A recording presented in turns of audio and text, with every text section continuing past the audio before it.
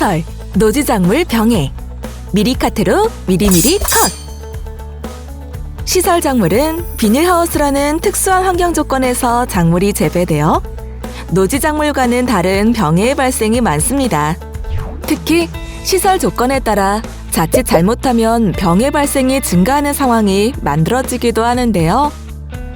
그중 확산력이 높아 방제가 어려운 녹균병의 발병 과정을 살펴보면 비닐하우스 내 환경 조건이 습도 95% 이상, 온도가 20도의 조건에서는 병균이 더욱 빠르게 침입 가능하여 발병 후 하루 만에 전 포장이 감염되기도 합니다. 노지작물의 경우를 보면 시설 작물과는 다르게 바깥에서 작물이 재배되어 쉽게 병원균이 침입 생장할 수 있어 다양한 병해에 걸릴 확률이 높아지는데요. 그중 강우 조건과 환경 조건에 따라 급속히 확산력이 높아지는 녹균병과 역병은 방제가 어려워 더더욱 주의가 필요합니다. 이처럼 방제가 어려운 녹균병과 역병은 난균류라는 병원균에 의한 병해인데요.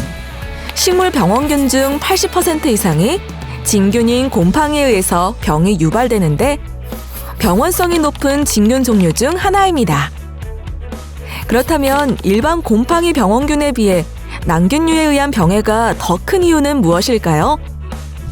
그 이유는 바로 난균류 병원균의 특성이 일반 곰팡이 병원균과는 차이가 있기 때문입니다. 따라서 난균류 병해의 방제를 위해서는 난균류 전문 약제의 사용이 꼭 필요한데요. 그렇다면 어떤 약제가 좋은 약제일까요? 첫 번째로 방제 스펙트럼이 넓은지 확인해야 합니다.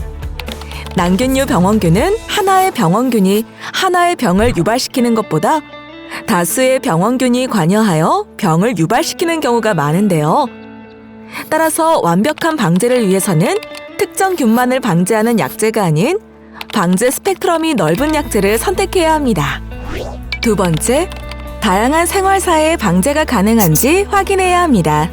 난균류 병원균은 다른 병원균에 비해 유주포자낭, 유주포자, 난포자, 균사 등 다양한 기관으로 발달하고 각 기관마다 침입 및 감염을 일으킬 수 있어 병원균 생활사에 다양하게 방제가 가능한 제품을 선택해야 합니다. 세 번째, 저농도에서도 효과가 있는지 확인해야 합니다. 약제를 살포한 뒤 약제 농도가 점차 낮아지는데 저농도에서도 약효가 잘 발휘되어야 약제로 인한 방제 지속 시간이 길어지기 때문입니다. 네 번째로는 작물 안전성이 검증되었는지 확인해야 합니다. 난균류 병원균은 대부분의 노지 시설 작물에 발생하므로 대상 작물, 사용 방법, 사용 시기에 관계없이 안전하게 사용할 수 있는 제품이어야 하기 때문입니다. 다섯 번째, 포자 형성, 감염 저해 효과가 있는지 확인해야 합니다.